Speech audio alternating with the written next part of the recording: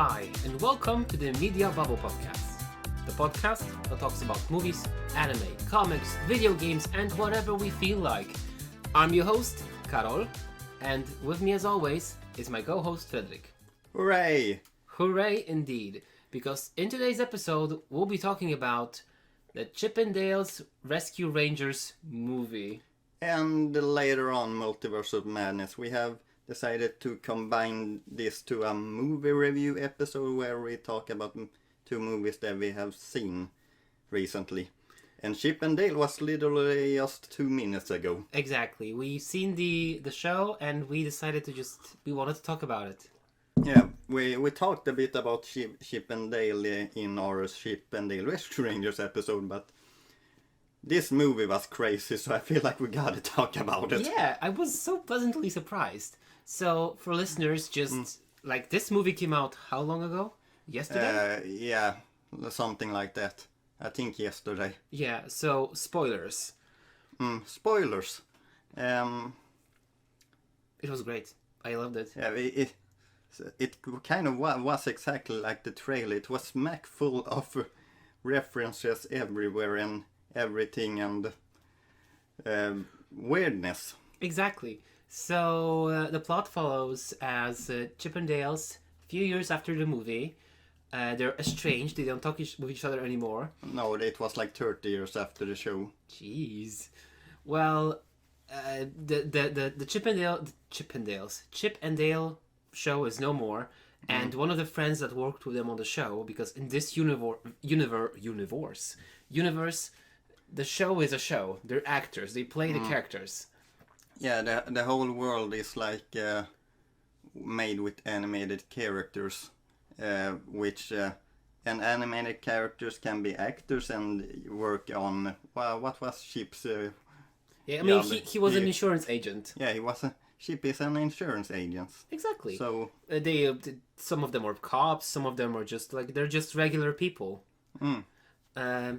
And because of one of their friends, Montgomery Jack, he racked up debt with like the mob because he spent it all on drugs. No, cheese. Which is a stand-in for drugs, if we're gonna be honest. Yeah, it is. I guess this film gotta be some kid-friendly. But in many ways, not. In many ways, it isn't. Like, I think, like, who is this movie made for? A lot of these characters are not like contemporary. I feel like figures. It's made for Lonely Island. No, I don't know. I had a great time, so I guess I was part of who it was made for. You've seen the original series a lot. Like, to be honest, this was kind of fun just for me as an animation fan as well, because there was a lot of different animation styles and a lot of different references to different animation and how you make things, and also a lot of references to shows and things like that. Like some things that shows up I did not expect would show up, like Phineas and Ferb's mom has a cameo in this film. And she worked on Main Street, where you can buy forged documents and like weapons from a Muppet. So we were trying to talk about the plot, but we got lost. Yeah, a little bit. So Montgomery Jack calls both of them, Chip and Dale, where they were still estranged from another, and says like, "Hey guys, I own money to a mob. I don't want to be disappeared and star in rebooted, bootlegged. You know those fake Disney films that cheaper companies make to kind of try to get money from the Disney film. Yeah, it's those kind of movies. Yes, that's the main plot. Montgomery Jack is kidnapped then, and he is planned to be change his appearance so that he can star in those crappy movies. Because he owes them money. Yeah, and he owes money to who? Peter Pan. Well, let's wait a little bit on that, because I feel like we gotta explain that Chip now works on that we have already talked about. Yeah, he's an insurance agent. And Dale, on the other hand, Still claims. he still tries to be in the entertainment business. He has undergone the CGI surgery. Yeah. Which makes Chip and Dale a little bit interesting to look at, because one is the modern CGI version, while the old is the classic. I mean, classic, or as we said in our previous episode, it's still CGI. It's just like the shader is meant to replicate a 2D feeling. Yeah. But I will say I was surprised at how much like 2D animation they used. Yeah. Because even like in the intro, I was okay. It's gonna be the same style for everything, just like fake 2D. No, it's like handmade animation. Yeah, I was surprised about that too. Like in the beginning of the movie, they show a Chip and Dale Rescue Rangers episode, but to me that didn't look like it was made in the 80s, but it was still hand drawn. Yeah. So I feel like they made this for this movie. Yeah, like you even asked like out loud, wait, is this like a new content from the Chippendales? Yeah, because I had seen Chip's kind of 3D, 2D look, and I didn't expect them to do 2D. Yeah, I think they did it really well. And they even were self-aware enough to like, oh, remember that time when there was like this uncanny valley feeling? And they included, like, which is also in the trailer. But like you left at the Polar Express joke there. Because it's the same stare. They have this like dead stare. Yeah, I would still say that Polar Express is a good movie, but they do have that dead stare a lot. I mean, it's like one of the few movies I actually cried at.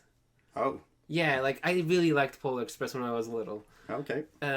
But then I didn't even know that they would bring like the Coca-Cola polar bear to be one of the henchmen to the main bad guy. Yeah. Which the main bad guy is Peter Pan. Yeah. He I feel like that is a weird joke and a weird choice in some way. It's like, what does Peter Pan really have to do with Chip and Dale? Nothing, but once you make the world be inhabited by cartoon characters, it can be pretty much anyone. It doesn't have to be. Actually, maybe he's the perfect villain, because he was the kid. He was the kid that was supposed to never grow up, and he grew up and realized how. And then puberty hit him. Yeah, and then he grew up and realized that the world maybe isn't always so fun when you grow up. It kind of parallels a lot of what happens with child actors, as sometimes they're unable to handle fame. So maybe that is exactly what they were trying to do. That could actually be it. Because he grows up and he decides he's not desirable anymore, so he decides to take the matters into his own hands, and he's gonna be the director, and he's gonna tell people if they are okay or not to be in the movies. Yeah. And together, while Chip and Dale try to solve this case, this case gets solved pretty quickly when I think about it, because we know who the bad guy is. Yeah, we're introduced to the bad guy pretty quickly, actually. Yeah, and there's also these two side characters who are a kind of stop-motion police officer and a human police officer, Ellie. Yeah. So Ellie is who they first want to think. They want you first to think she's the villain, and then Chip and Dale says that she's probably the villain, and then you realize that then she probably isn't the villain. I mean, it's still a pretty neat thing. Like when Chip was like, yeah, I mean, there were no screenings of our show where you lived, and you couldn't say like a single episode of the show that you liked, which is sus.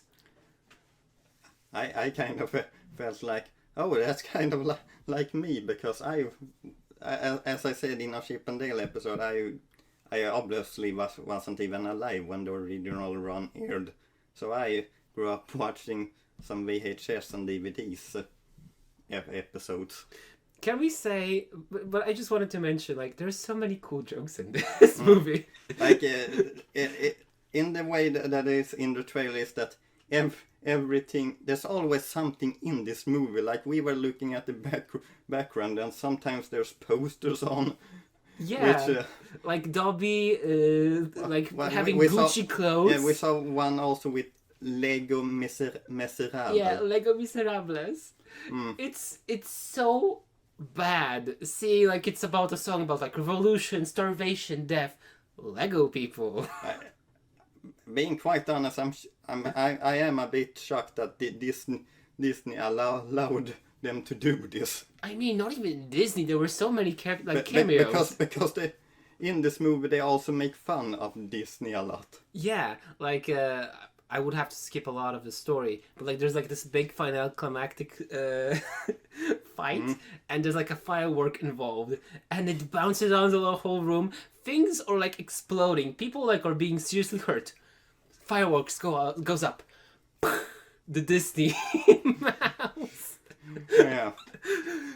Do-do-do-do-do-do. Yeah, like, but I have to say, I actually enjoyed, like, they didn't show a lot of in the trailer, which made me curious about where this movie will be going. We didn't know anything about Ellie. We didn't know anything about the villain, the police officer, even like Sonic, which, yes, listeners, there's this Sonic is a side character in this movie, and he actually does stuff. He's like with the FBI. Yeah, that was apparently something you knew about, but I didn't. But it's not the Sonic the Hedgehog that you maybe are thinking about. It's the ugly Sonic. Yeah, it's the original Sonic. It's the Sonic that they had to scrap before they made the Sonic movie. And he is even more washed out because he has like a big pot belly. He is disgusting.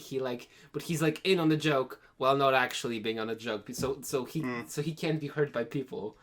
It's really sad. There's two moments where both Chip and Dale also gets distracted by his teeth.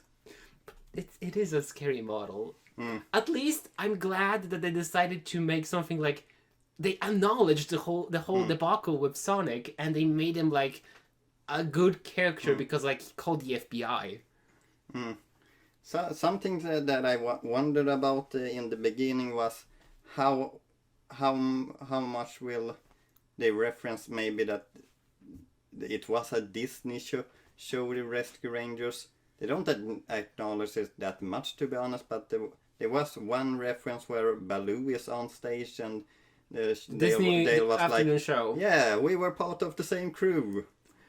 And he got a CGI reboot, so he's cool again, so maybe we can have one. I think it was also so hilarious because there's this one chase scene where the polar bear, the Coca-Cola polar bear, he's running after Dale and just like, wait a moment. Oh my god, Baloo, I'm such a big fan. Can I touch your face?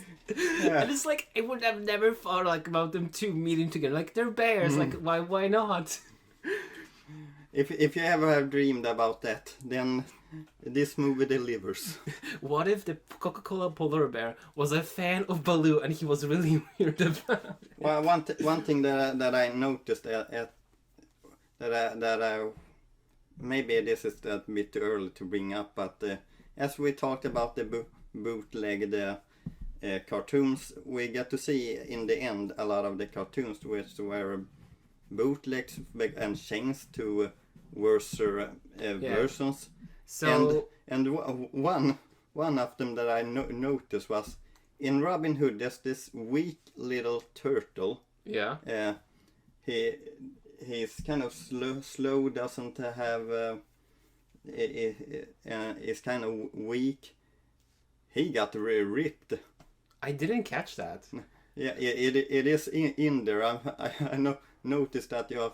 Oh, they have given him muscles and apparently a new attitude because he seemed more self sure of himself. They changed a lot of things about the plot. We are all over this movie. Like we're suddenly here and then there and then there. I think it's actually the most like actual experience of when we talk about movies. We just jump all over the place of the movie. But I wanted to say like one.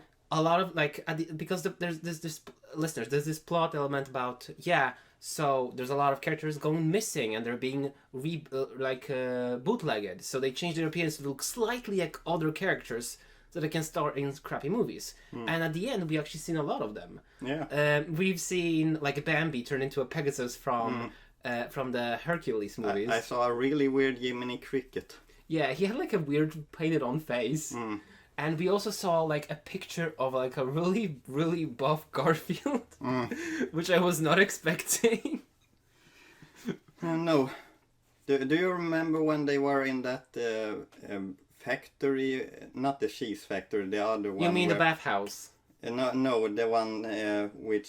fake merchandise. Yeah, fake... No, it was real merchandise which he had. It was recalled merchandise. It was, the things that that didn't get sold, and there was some Shrek body wash, which I feel is a real life reference. I have a feeling about. I have to look it up now. Like I need to check it out because it's just hilarious and cursed enough that I would like to get one.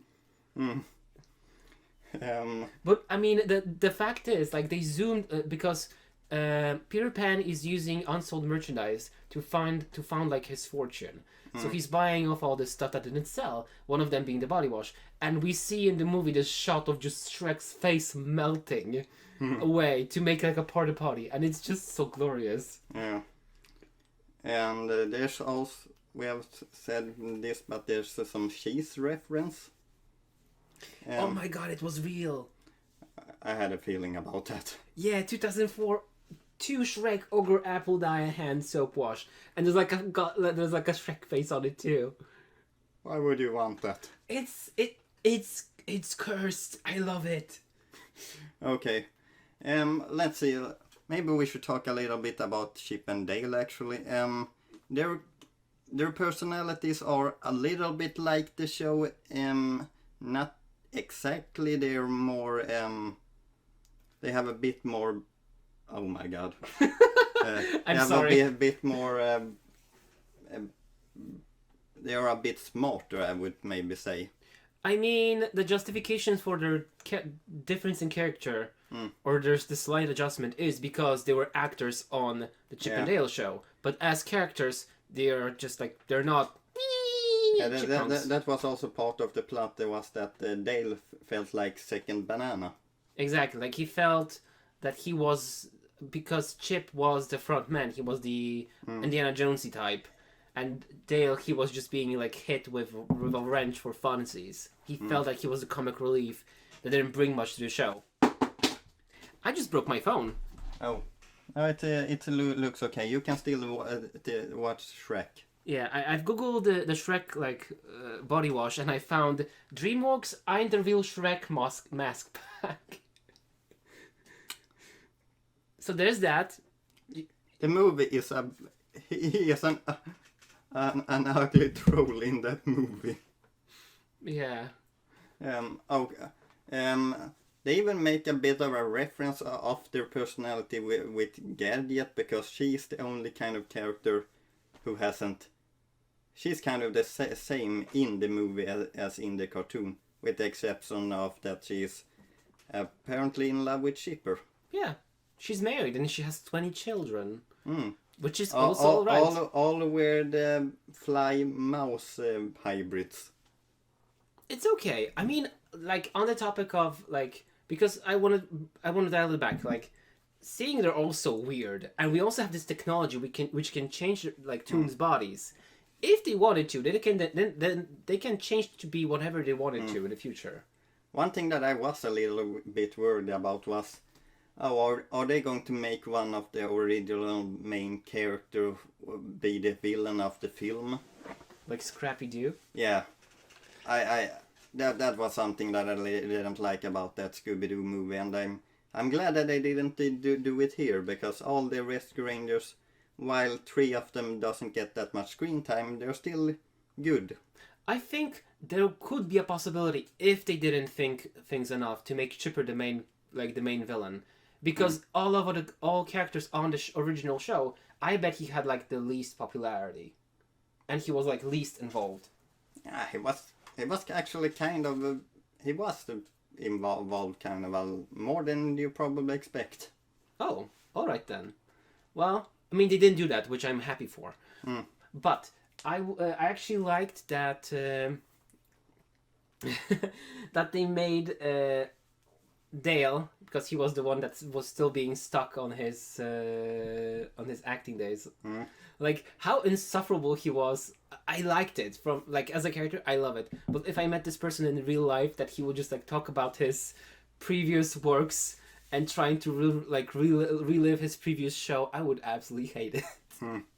Well, he remembered a lot about his show. He constantly references it.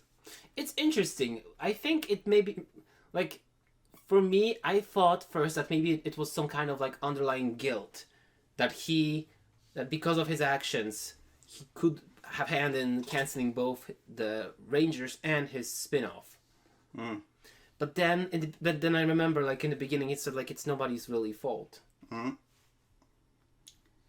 Yeah. So we're kind of running 20 minutes, so I will say that I really enjoyed this film. It was as crazy as the trailers makes it out to look. I think this was the main thing about this film. It's fun. Yeah, I think it's great as well. And if you love animation and you haven't been living under a rock, you should definitely give it a watch.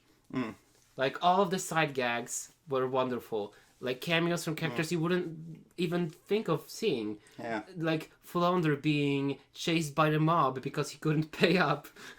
Yeah. It was also a nice touch. I feel like this weirdly is still kind of a Chip and Dale movie. In some ways it isn't, but it still kind of has the. I still kind of feel like it has the heart of Chip and Dale. In some ways. I mean, it's good because, like, in the end, this is a Chip and Dale movie. Even if in universe they're not the same characters, the bond that they shared on the show translated into them being friends, and this, as they said, as they proved in the show, they have this chemistry which made the whole show work together. So they utilize the same thing in the movie. The only thing I'm disappointed at is that they are never getting chased by Donald in the whole movie. They're being chased by much other stuff, like a lot of other stuff. Yeah, like I know. at the end, when Peter Pan is being like transformerized into just abomination of like Transformer, Wreck-It Ralph, Cat from like Aristocrats, and like a bajillion other stuff. It's horrifying. Yeah. They're constantly also making fun of these cartoon reboot movies. And like Alvin and the Chipmunks especially. Because they started to rap. Because there's nothing funnier than animating characters who rap. Yeah, that was also another scene where Chip and Dale was going to rap for a snake, and great context there. But at least they didn't like rap well. Yeah, he didn't know how to, you can say. Yeah. Like there was a lot of whale rap. Yeah, they repeated the word repeatedly. And so something about them always talking about the reboot was at the end of the film we could get a glimpse of what that would look like, and apparently it would have Vin Diesel in it. Oh my god. I mean, they as I said, there's a lot of like humor referencing other media, like they were like Fast and Furious babies, which honestly I could see them making at this point. It doesn't feel like it's so far off, to be honest. Is it really a joke if it could happen? Still, seeing Vin Diesel in the ending credits was scary. The film ended with them saying that everyone wants to hear the original theme song, and no one wants to hear the hip artist of the time making a serious version. So that's exactly what they do for the end credits. Yeah, they're with Post Malone, I guess. Yeah, they're just self-aware enough where it's charming. Because I could easily see someone else making the same joke and it falling flat. It's just being cringy. Okay. So we really liked it, as you can hear by us. Yeah, a solid like 9 out of 10. Yeah, probably an 8 from me too, because this movie knew what it was and what it wanted to be. Yeah, I feel that too, actually. It was a story about Chip and Dale bringing two together and at the same finding monogamy and also making fun of like animation. And now to Marvel's newest film, Multiverse of Madness. Did you feel the madness when seeing this, Karol? I felt the mehness. You didn't like it? I didn't. Oh well. It could have been with me not seeing the WandaVision. It could have something with it, but even if I didn't get the show, the Scarlet Witch, who played her? Elizabeth Olsen. Yeah, so Elizabeth Olsen, she really ate that performance. I didn't need that much context about what happened to her in WandaVision because I could see I understood that she played this character for like God knows how many episodes, and like I could really see the pain of the character not being able to be with the children she knows she could have in another universe. The movie is weird for me because if I was talking about the movie scene for scene, I can say that I liked every scene, but putting it together it was weird because the film, you can say, is a chased and being chased movie because it is a big chase, actually. Yeah, it is a kind of one who is the spoilers territories here. Oh yeah, spoilers, because this is also a pretty new movie. Yeah, Wanda is the main villain of this film, and she kind of from the beginning of the film is chasing Doctor Strange and this girl who can who has the powers to go to different dimensions, or yeah. So it's America Chavez. She has the ability to. I hate it so much. I'll get on point why I hate the whole setup. But America Chavez has this ability to travel into multiple universes, and she deletes her moms from her universe. Not deletes, just she makes a hole, and both her moms are like flown out of the. Her powers are activated by fear. Exactly.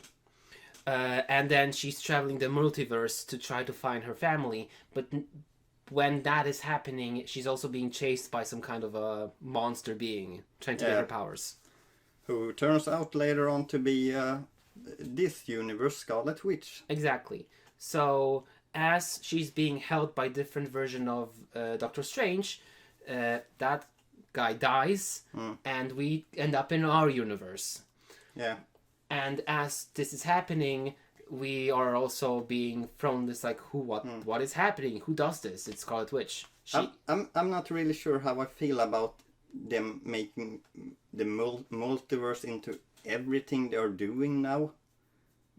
Because the multiverse was a big part of the Loki series. You haven't seen that when I think about it. But Loki, Spider-Verse, even the latest Spider-Man.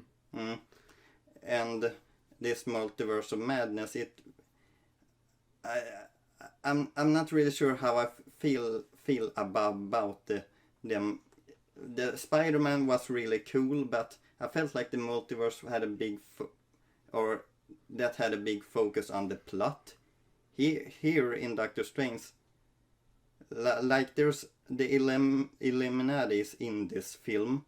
And when I later thought about it, what did they really do? They were just there for eye candy. Exactly. You mean the group that... Okay, so, in the movie, Doctor Strange is traveling through multiverses. There are really short glimpses, by the way. Like, besides our universe, it's like switch, like different art styles, and then we end up in one where it's like stuff is happening. Yeah. So that one has Illuminati, because Doctor Strange used like forbidden magics to help that universe save the world from Thanos, and then they got them killed him. And we have Illuminati. Another thing that I feel weird about with Phase 4 is that in 3 phases Thanos was this like big powerful villain, and when we saw him we were like, oh, how can they stop him? And in Phase 4 it's like, oh, that was no really big deal. Yeah. Like, look at this other universe. Yeah, look at Doctor Strange, or, Vision, or just all of the other options. Yeah, actually, that was one scene that I thought was actually really good. That it was the beginning with him going to the wedding. It was interesting. Yeah, I actually liked it. Because it kind of, it set up that he wasn't happy. He wasn't happy with his situation. That was the only really thing with his character, wasn't it? Yeah, I mean... Are you happy? I guess I am. I am. Because it's still, Like, that was what was I had trouble with this movie, was this chase plot line which they had. It isn't really a great plot line if you want to develop characters, because throughout the whole movie, except for the end, it's kind of the same thing. They are being chased. I think I get what you're saying, because there's no breathing room for them to communicate or develop. Because when now that you said it, I don't think after they get America, stuff is happening. But she doesn't develop. She only gets oh well, I could use my powers now. Yeah, as I said, it isn't very much development for her until the end as well. Yeah, a lot of the movie is taken up by the chase. Because it's now we're going to the temple. Out of the temple, we go to the multiverse, and then it's the crystal place, and then it's the multiverse where Doctor Strange fucked up everything, and yeah. I guess so. Wong is also in this movie. He hasn't he's a super master of the arcane arts. Yeah. And basically, thanks to him, Scarlet Witch can find a place where she's destined to be. If not for Wong, she wouldn't have found the place. Yeah. One thing I thought that this movie would do was, the Scarlet Witch is in the comics a mutant originally, and Professor X is in this film, as I said, spoilers before, and I thought, oh, is this maybe how they are going to get mutants in this world? Because in the comics, Scarlet Witch had a famous line which is no more mutants, in which she takes away 90% of the mutant population, and I thought maybe they would do something similar to that, but the reverse, in which she brings mutants to this universe, but I guess they never did that. Yeah, so let's talk about the cameos. Specifically, I wanted to mention the Illuminati. Sure, it's a cool reveal that Doctor Strange set up an alternative, secret government instead of the Avengers to keep track of the universe. But, what is the purpose of, okay, so how come we have Mr. Fantastic in that universe still alive, and also Professor Xavier? How are they just here to be eye candy, as you said, or is there explanation, please, to what are they doing there? Well, Fantastic Four were, that was eye candy, 100% sure. Because it's never acknowledged in any other movies. That about them, just oh yeah, you were a thing in the 60s. Yeah, Patrick Stewart, and he has this yellow chair which was in the original cartoon. Maybe you didn't get that reference. I did, because I seen the original cartoon. Okay, and then John Krasinski as Mr. Fantastic is more a reference to the internet, I feel like, because when they were announcing a Fantastic Four remake, there was this fan art of him popping up as Mr. Fantastic. So people really wanted him in this role. And after watching this, I'm not sure if I want him in this role, because Mr. Fantastic is supposed to be so incredible smart, and I read a little bit of the comics, and what that guy is about all the time is science. He's always inventing things, and I'm not really sure if I felt like he was he felt like that incredibly smart in this film. I think it's unfair actually to judge because we really haven't seen what do we have with him. It is. I can admit that, but that's kind of just. But yeah, Mr. Fantastic, like, he doesn't really give that. We didn't have many scenes with him, but he doesn't really give off that intellectual, by the rules, feeling like he has in the books. Well, there's also Black Bolt, which I don't know how I felt about that. Peggy Carter was a little bit cool, I guess. She was really cool. Like, I wish I could have seen more of her, but I guess like I can see one of the what ifs because there's that's kind of where that's from. Yeah, and as I mentioned before, like she had like a British flag on her shield. Yeah. Which I was like thinking, wait, what is the implication? Am I being dumb, or is it like this America is actually like a part of England, of United Kingdom? Professor X is probably the coolest cameo and the one that has probably most to do with the plot, if anyone, because he says some good words to Doctor Strange, I guess, and he also travels to Wanda's mind. Yeah, but we see that actually like because like we skipped over that too. So Wanda has a book that corrupted her, and it's showing her the visions of the children that she could have. So she uses the book to like translate her consciousness into herself in another universe. And in the universe we're talking about now, like the where the fight is happening, it's the same universe where those kids are. Yeah, exactly. So that Wanda from another universe is being controlled by Wanda from our universe, and then Xavier goes into that Wanda's mind and finds her like under a rubble. I don't know if you're following what I'm saying. Yeah, but it reminded me of something I thought about earlier. Is if this movie had come out 10 years ago, I would have been like, what the heck was that? Like, there happened shit every minute of this movie, and now 10 years later, it's kind of like, we're a bit fatigued. There is a word for it, like Marvel fatigue. Yeah, maybe I wouldn't say that I'm fatigued by it, but it feels like it's not. Oh, that's kind of normal just now in some way. Yeah. But I feel like if we want, we can talk about like our experiences with the latest Marvel movies.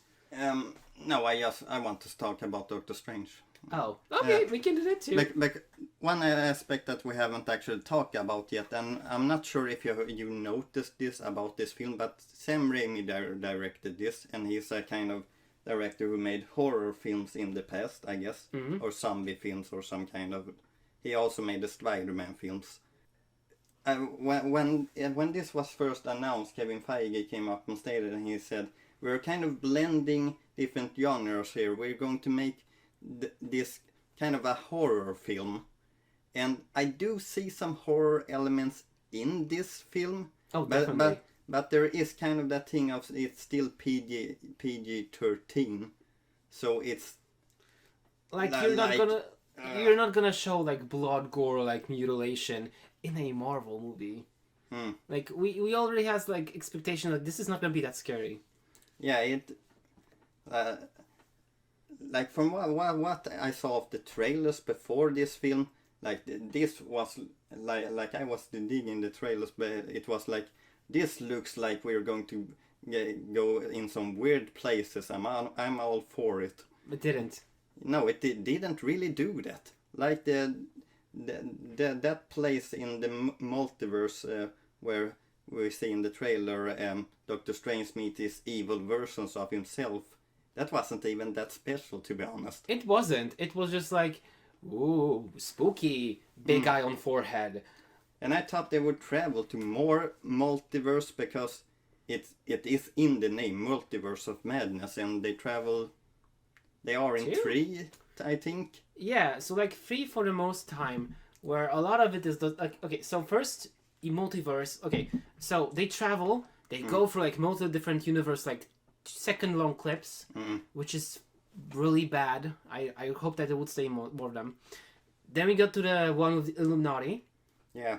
And then we go to the one with the fucked up, messed up universe that one of the Strangers did. Mm. And that's like only 3 universes we're in. Yeah. It wasn't really that special. And I was expecting a bit more of the horror elements. Maybe I shouldn't because it's, as I said, PG-13. But I did too. I wanted it to be scary. And there's some scary elements in it, as you said. Wanda has a moment where she's like, looks like a puppet in some kind of way when she's crawling out of the gong. Yeah, I thought it was so cool. Because it reminded me of Grunge from Ring. And there's another scene that there's actually a few scenes that I liked. One of them when Wanda was like closed in this in the mirror dimension, and when she moved, like all of the spikes with the glass came out. Not scary, but really gosh damn cool. And also when she was possessing the Wanda of that universe through the tunnel, and they were closing doors. Not scary, not at all. But it was cool to see one just like bloody monsters crawling and trying to keep up with Doctor Strange. She is kind of the one that gets the horror elements. Doctor Strange gets a bit of them too. Actually, one scene that I really liked in this movie. Do you remember when the good Doctor Strange and the bad Doctor Strange fought and they picked up these music notes? Oh, and it was playing at the same time. You didn't like that? I actually didn't like it. Why not? Because because Doctor Strange's powers are whatever he wants them to be. There is no power ceiling for him. And now I'm gonna make musical notes and I'm gonna swirl them around and it's gonna look a little bit like the Disney movie with the Fantasia. Exactly. I'm just like thinking, really? One thing that I have always thought about when it comes to Doctor Strange is in the original movie, if you remember that, he meets this, what was it called, Dormammu or something in the end, and Doctor Strange kind of stops Dormammu with his the time stone, because he always swaps back in time, but now Doctor Strange has lost the time stone. He doesn't have it anymore, so... But he doesn't feel any less powerful. No, yeah, but I kind of thought, wait, what happens if Dormammu comes back and now he doesn't have the stone? You gotta ask Marvel about that. Well, I guess. Okay, but I think, just to be fair to the movie, we have to say at least something that we liked. I said that fight with... Actually, I like a bit... As I said, if we're talking scene to scene to scene, I actually like the scenes. I just didn't feel like it fitted together. That they were disjointed. But you also said that you didn't like that this was just a long chase. Yeah, but the longs...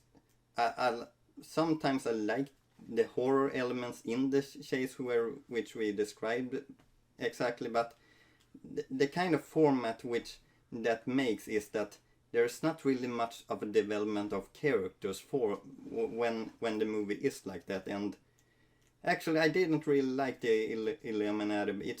It felt just like eye candy. Like in some ways, you can say that Spider-Man No Way Home was eye candy, but that eye candy had things to do with the actual plot. Yeah. I also heard that apparently a lot of people were disappointed by the Illuminati. Because I mean, Wanda is a formidable beast. So I'm not surprised that they will just die one by one. I just kind of wished that we weren't introduced to them, to all these cool characters, just for them to die 5 minutes later. One thing that I also heard about is that people apparently had this crazy rumors about, oh, this actor's going to appear and we're going to see Tom Cruise as Iron Man, and no, we don't. There's 5 people, and yeah, Captain Marvel we haven't mentioned. She's in there with a new actor. any thought about her? Who? Captain Marvel. The new one. Mm. Well, I guess the Carol silence kind of gives. No. I mean, I enjoyed her performance, and she did really well. It's just that, as the problem is with the rest of Illuminati, they got here and they died. Like as fast as you saw them, you were kind of like, oh, they're going to die, aren't they? Yeah, it's like interesting because we have in the original, like we have Brie Larson. So what was the difference? That here we have a different Miss Marvel. So that's interesting. I want to learn about like where she come from, why it's different, who is she, what's her deal. She dead. She gets dead. Yeah, one thing that I didn't really the black no what was his name now? Black Adam? I don't know. No, the guy with the voice. Why can't I remember his name? The Inhuman character. The one that speaks for. I think that. Black Bolt? No. I know. Oh, God damn it. Well, if you remember, like, I had kind of weird thing with seeing him because it kind of reminded me of that bad TV series with the Inhumans that was some years in the past. I don't even think you will remember this. I am blanking out. I watched 2 episodes and it was the worst Marvel show I had ever seen. Like, this was really long time ago. It isn't even part of the MCU. I think, you know what, it's really sad that unless it's part of the MCU and it's about if it's superheroes, if it's not a part of MCU, I don't really give a damn. I don't really care if it's from Disney then. Let's see.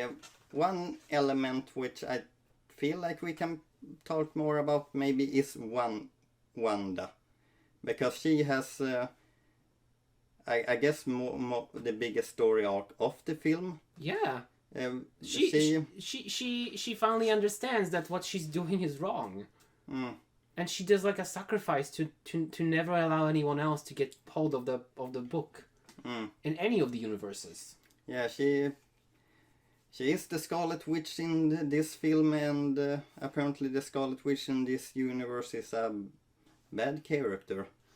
Yeah. And it's kind of after what happened in WandaVision, we understood that Wanda kind of felt really lonely because she keeps losing people in her life. Yeah, her brother, her husband, her kids. Yeah, she had created in this town 2 fake kids, and those 2 kids actually exist in other universe, and that's kind of what she's trying to get.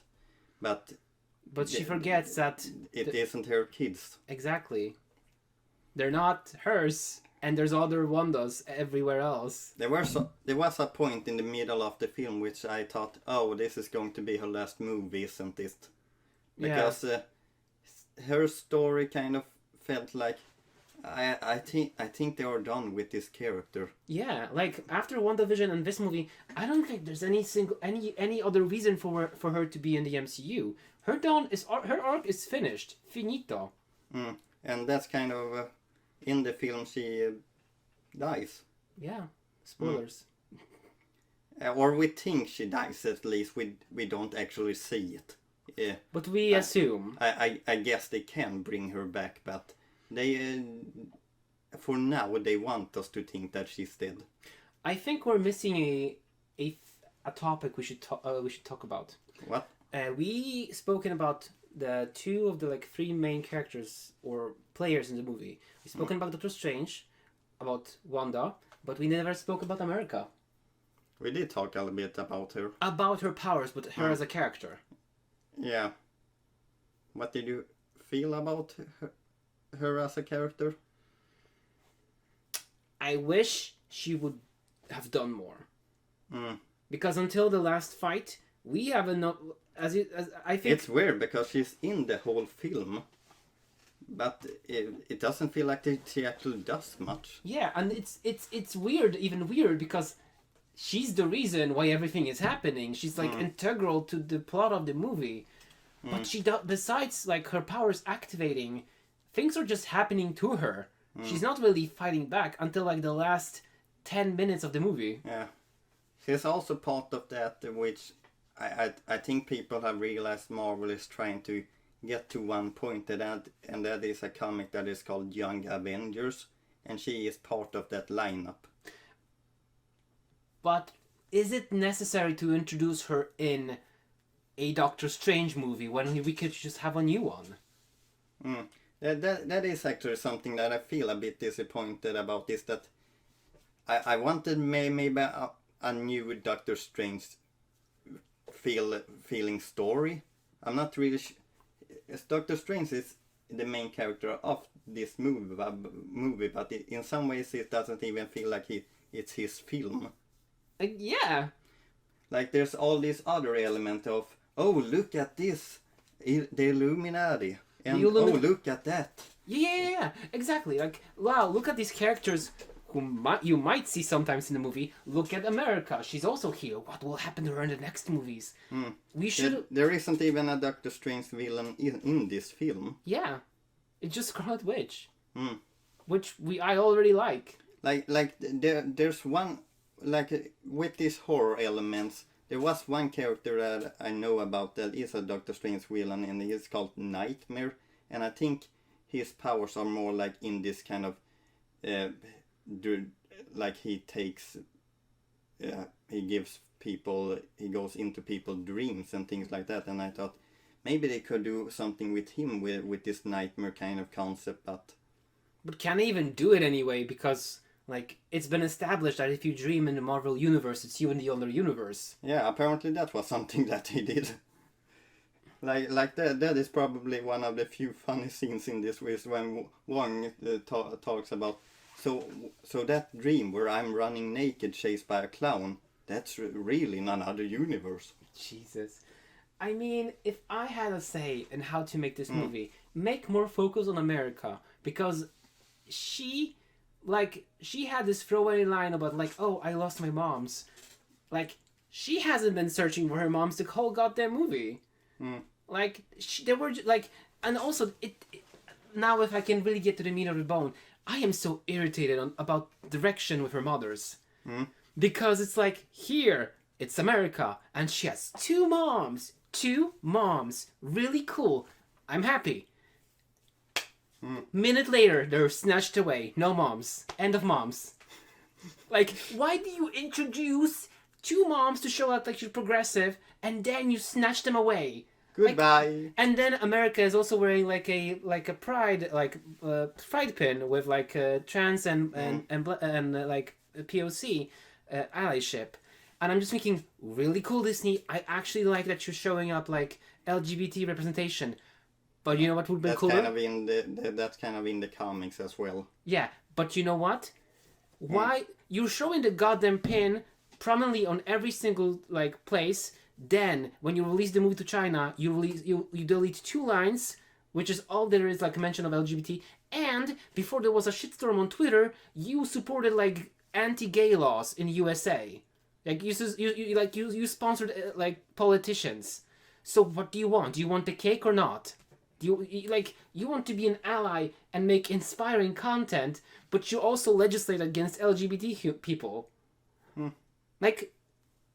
It frustrates me. I know you make it for money, but it's so dumb. I'm seeing that in you right now. Yeah, hand movements. Let's see if we're getting back. What did you feel about Doctor Strange's kind of, I guess, love interest in this film? The love interest from the first movie. Yeah. His wife. Can I say it was so dumb? Because I mean, no, it's actually kind of sweet, because it's like. They like in some universes, in some way they could have been together, but they're not. But also it's like they couldn't, because that evil person searched for them to be together all the time, but it didn't happen. Exactly. And also it's like, yes, we're almost in the same situation. My universe, the person that I loved, he died a tragic death to save my reality. What happened to your love? Oh, she just married another guy. Like, She just didn't like me. It just didn't work out. Exactly. And that was kind of the Doctor Strange in apparently every universe. And it's not like... And the thing is, I had a feeling that because in the comics Doctor Strange actually has another love interest, so I had a feeling that maybe they wouldn't keep this one around, but like for how long that other universe of his love interest is in the movie, I started to wonder, oh, do they want this couple or not? I'm getting confused here. Because in the end credit, after Doctor Strange get his third eye, it's so dumb. Like, he looks so dumb. Like, and he screams and there's like, and his eye pops up. I'm just like, that looks really dumb. We get to see that love interest in the comics for a quick scene of her kind of saying, you have made some problem appear. Come with me. Wait, that's a love interest in the comics? That's his love interest in the comics. Holy shit, now I actually watch another movie of that. In the comics, she started out as his apprentice, I think. Still could be. Multiverses. So she came in. Maybe that's the reason why Marvel is pushing multiverse so much, because they can have established characters from another multiverses without making like bajillion movies beforehand. That was a kind of weird thing when I think about it. The film ends with, oh, he's in pain because he's gotten that third eye. 2 minutes later, an after credit scene. Oh, he's okay. Yeah, apparently they're like, all you get for using forbidden magic is like a weird, like a dorky third eye. That's it. Maybe more in the third movie, because that was something they confirmed. Doctor Strange will be back. Okay, in what? But we didn't even have a time to breathe after Multiverse of Madness. And you're already forcing us to like expect another one? I feel like this title maybe is kind of good because it feels like you are like Multiverse of Madness right now.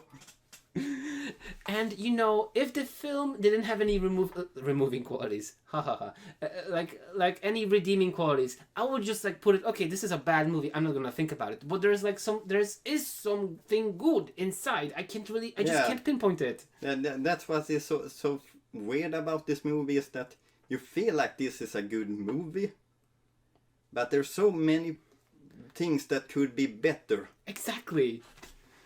So what is your score for my madness and Doctor's madness?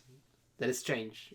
It's weird because I don't really feel like I said before for you. I don't really know how I feel about this film.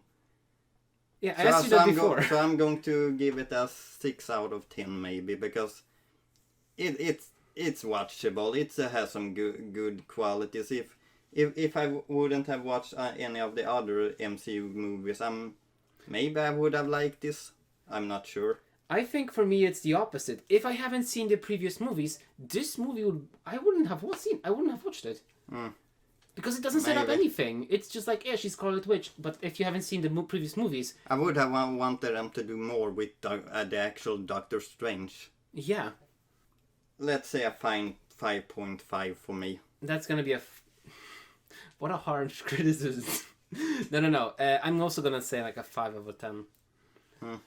And that was our 2 movie reviews, and we got way more passionate about Multiverse of Madness than I expected, but that's how it goes sometimes. Yeah, I think it's to wrap it up. Let's say, if you have a chance, go watch Chip and Dale, because it's a good movie.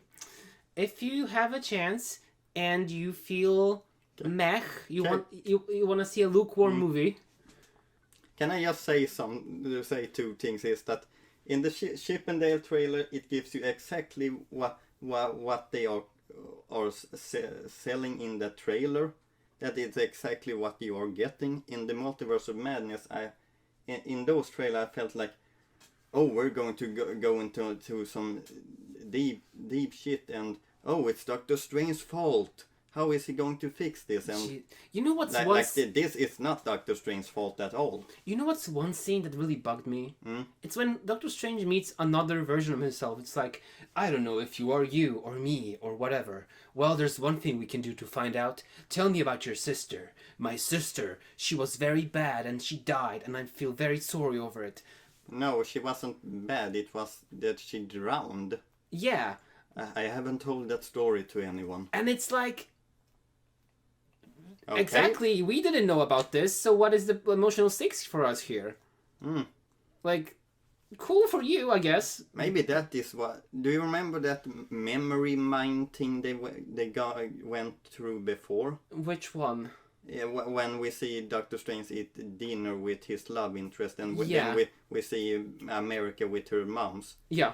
Maybe that is where that scene should have popped up. Exactly. Yes. You're correct. Well, like I said, the film... It felt like this film could have been so much better than what we actually got. But anyway, as always, thank you for listening, and we hope you have enjoyed it as much as we have. Don't forget to follow, hit that bell icon, or follow us on socials like Twitter. See you again in the next episode, and have a wonderful day. And thank you, Jahzzar, for our wonderful intro and outro. We love you for it, and we hope we can use it again. Have a nice one.